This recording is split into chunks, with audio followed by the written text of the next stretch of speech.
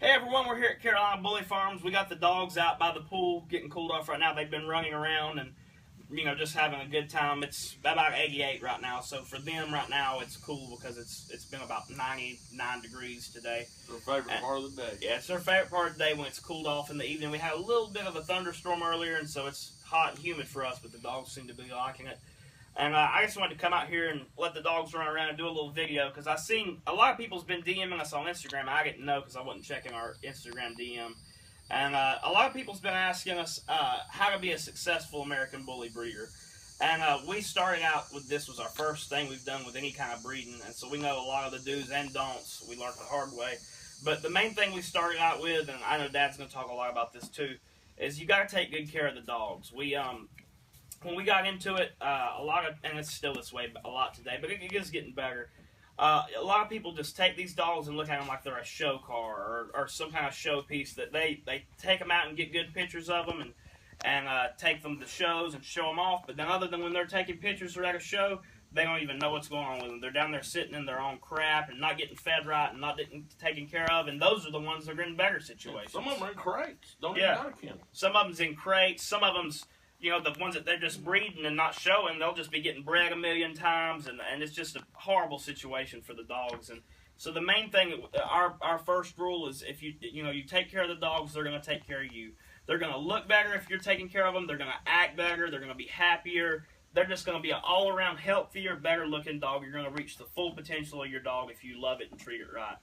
And the next thing is that I'm going to let Dad talk about is you got to be honest, because when we first started out, so many people was ripping people off in this business. You know, you get started, you get a couple nice dogs, and then everybody would just be trying to screw you. Or if you didn't make it to that point, then, you know, people would be just, when you're trying to get your first dog, you know, selling you dogs that didn't have the pedigree that they said they would, selling you stuff that was just not bred the way it was supposed to be, and just trying to rip you off and not looking at long-term business goals at all. And so we wanted to run it more like a professional business. So I'll let Dad talk about that a little bit.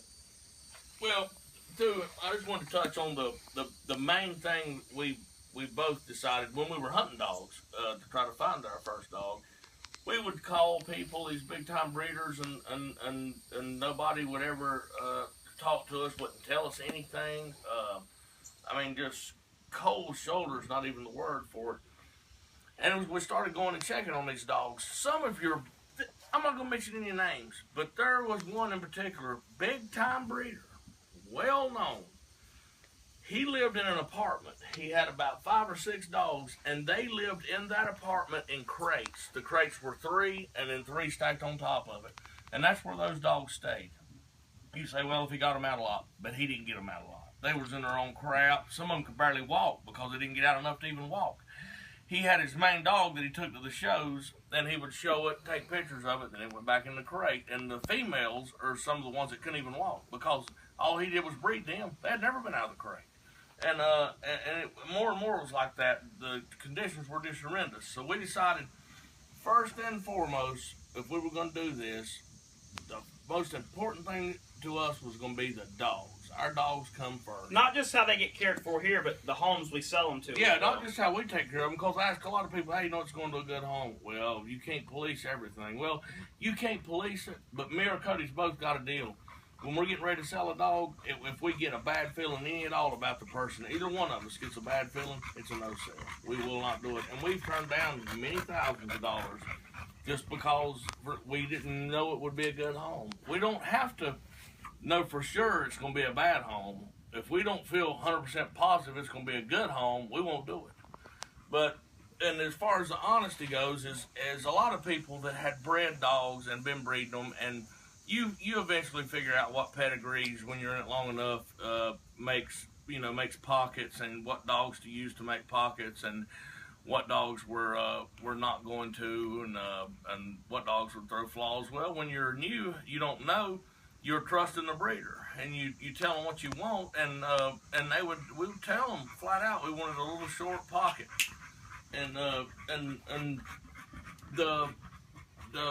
they would sell us dogs that they knew was not going to be pocket anything but pocket, but they didn't care. Their only thought was to get that money and get their hands on that money. Then they didn't care at all. And the way I looked at it, is every dog you sell, just about, the bully community is a tight-knit community. You sell a puppy to somebody, well, in the next 6 months, that puppy's going to be at a show. It's going to be somewhere where somebody's going to see it. And our name is on every dog we produce. Ace, come here. Sorry about that. Ace was leaving. Ace was visiting the neighbors. Our dogs are, every dog we produce, our name is on it. And we don't want a dog out there that don't represent us well. So we do our best with every breed. That's not to say every dog turns out perfect. But we plan out every breeding. And in our minds, it's going to be a great, great dog. And I'll tell you what, if you look back at it, 95 or better % of the pups we produce are awesome. And our customers are tickled to death with them. And that's why we have more repeat customers than anyone else in the bully world. Oh yeah, we got customers that's on 3, 4, 5 dogs.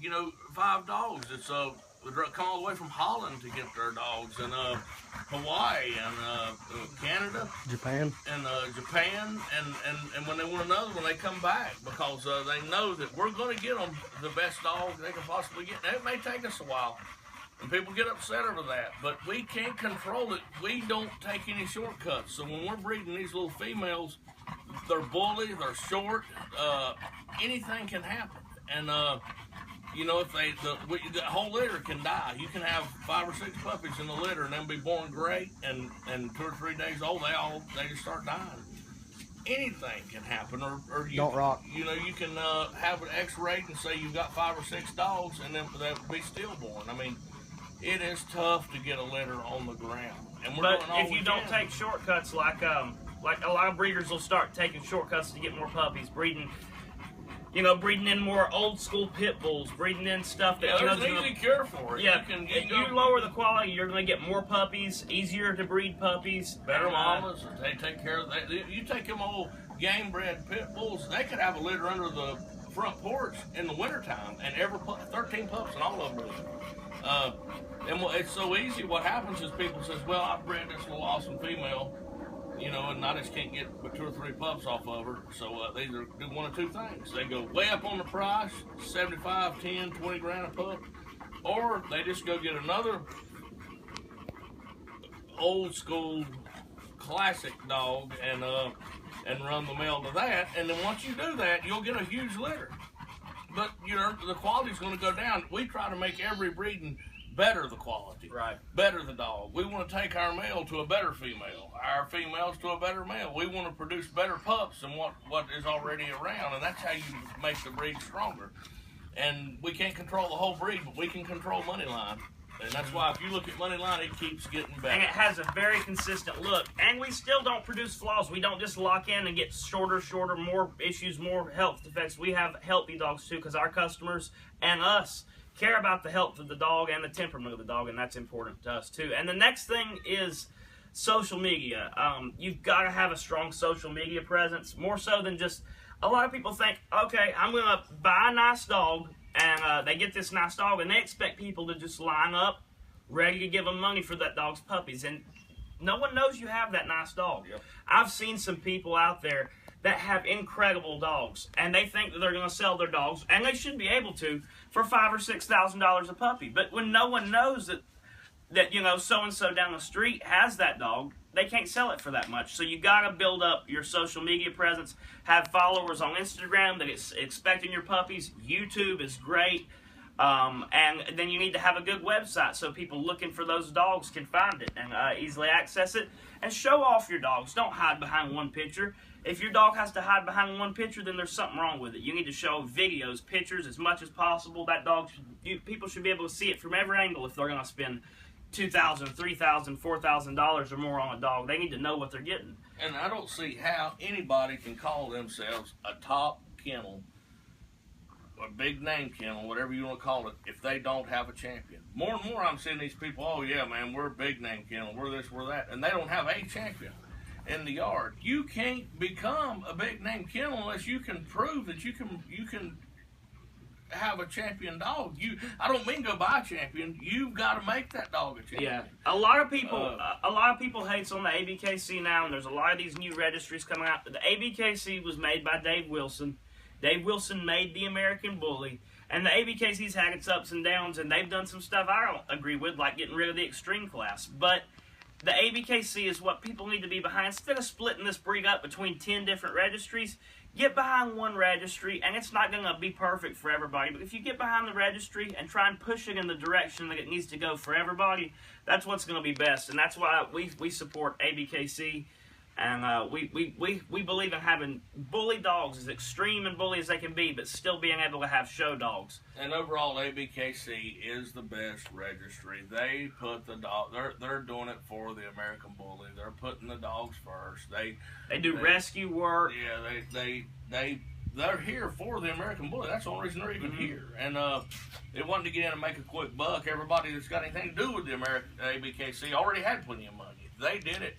Yeah, they're the founders of the breed. So that we could have somewhere to show our dogs, and they started it, and I can't believe people's abandoning them now. I know they do some things that, like Cody said, that we don't agree with. But if you have a problem with them, you can sit down with Dave and talk to him about it, and he will listen. Yeah, we've had issues when judges reversed, yeah. You know, and you think, well, that can never happen. A judge decision's final. Hey, we've had a judge's decision reversed in our favor because we went with the proper evidence. Yeah, and we know. I mean, it's a new registry, and the people in charge, of it know that, and they know when someone comes to them with a legitimate problem, they want to fix it, and that's a good thing about it. But another thing about this is when you get into breeding, you need to know your pedigrees. It's not just about buying the dog with a hot trend dog in your pedigree. You want to make sure that the dog you buy is, you start your kennel with, has a good pedigree all the way back. Not just 2 generations, not just that there's a Dax sprinkled back 3 generations. You need to know all the dogs that made Dax. You need to know all the dogs that made Little Row, Hef, Bane. Man, there's so many great dogs out there. Corrupt Blood. There's so many different lines that produce different looks, and then there's so many different mixtures of those bloods that produce different looks too. You need to know what you like, what you don't like, and what those mixtures do, so that you know what you're looking to buy and what you're going to produce. That's very important. For every one of those awesome dogs, though, there's 10,000 terrible looking dogs, and here's why. 2 great pedigrees does not make an awesome dog. You want to look at the pedigree, you want to look back at it and make sure every dog looks good, and then you want to go find where those 2 pairs have been put together before. For example, if you're putting together a Dax dog to a Mo Money dog, just because Dax looks awesome, Mo Money looks awesome, pups will look great. No, that's not true at all. You want to go research and find where that blood has met before and make sure it produced good-looking dogs. And just because Dax and Mo Money may have never met, which they have, but just for an example, you might say, well, that blood's never been done before, Dax and Mo Money. Well, Dax and Mo Money has parents. All right, Dax is off Romeo. Mo Money is off of Little Row blood and Remy blood. Well, I promise you there's a lot of Romeo and Little Row combinations, a lot of Romeo and Remy combinations out there. See what that did. Then you'll have a good idea. Yeah, because if not, I have seen 2 great-looking pets get put together, and the dogs look terrible because the pets just didn't work together. Thanks for watching, everyone. This is Carolina Bully Farms, enjoying a nice evening out with the dogs. Remember to like, favorite, and subscribe for more updates, and God bless.